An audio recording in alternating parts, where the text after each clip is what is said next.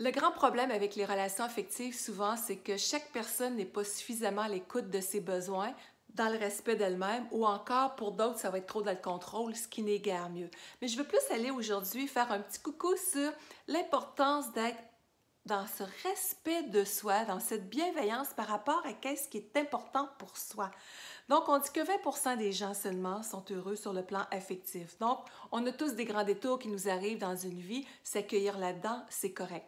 Donc, le but de la vidéo aujourd'hui est tout à fait indépendamment du fait que vous soyez célibataire ou en couple, mais juste d'être à l'écoute de vous-même. Qu'est-ce qui est important pour soi dans une relation affective, par exemple? Donc, est-ce que c'est la tendresse? Est-ce que c'est d'être capable de parler de vos émotions, de vous sentir accueilli, d'être à l'écoute, les deux mutuellement, d'être épanoui sur le plan sexuel, sur le plan de la communication? Qu'est-ce qui est important pour vous? Et comparé avec votre réalité des dernières années ou votre réalité actuelle, et moi, je vous invite à vous autoriser à vous choisir pleinement. Moi, je peux vous dire, j'ai appris une grande leçon de vie aussi à travers mon existence jusqu'à ce jour. J'ai vécu une quinzaine d'années à un moment donné très, très, très difficile, où est-ce qu'il y avait eu de l'intimidation à l'école, bon, plein de choses comme ça qui ont amené une détresse intérieure et physique. Et de là, j'ai appris à travers cette grande leçon-là, à investir en moi. Où est-ce que ma renaissance a pu commencer? C'est quand je me suis mise à lire des livres sur tout cet aspect-là pour me nourrir à l'intérieur. Où est-ce que j'ai commencé à faire des formations pour être capable de mieux me comprendre, d'être capable d'émerger.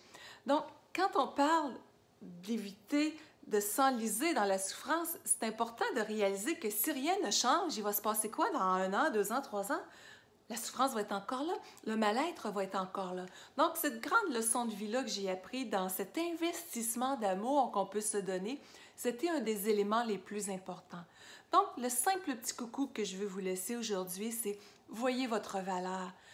Prenez un temps d'arrêt pour être capable de répertorier c'est quoi vos besoins, qu'est-ce qui est important pour vous et je vous invite à être vraiment dans l'autorisation d'être créateur ou créatrice de votre vie par rapport à votre pleine valeur pour que ça fasse voir en dedans à partir de maintenant et vers demain au lieu de traîner un passé qui est complètement désuet. Je vous invite à couper ça, garder les apprentissages, relâcher les émotions, se faire aider aux besoins, mais allez chercher cette bienveillance-là, cette tendresse-là par rapport à vous-même. Donnez-vous ce que vous avez donné aux autres pendant si longtemps et vous allez voir que ça transforme une vie. Moi, c'est vraiment cette grande leçon-là que j'ai appris.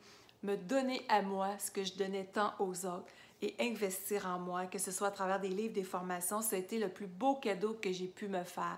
Donc, je vous invite vraiment à vous choisir et à être fier de la personne que vous êtes en train de devenir, de voir ce que vous avez de réaliser au lieu de voir qu'est-ce qui pourrait encore manquer parce que là, on ajoute encore plus de manque. Alors, célébrez vos victoires, prenez plaisir à vous choisir, à vous autoriser d'aller toucher vos besoins dans le respect de vous-même.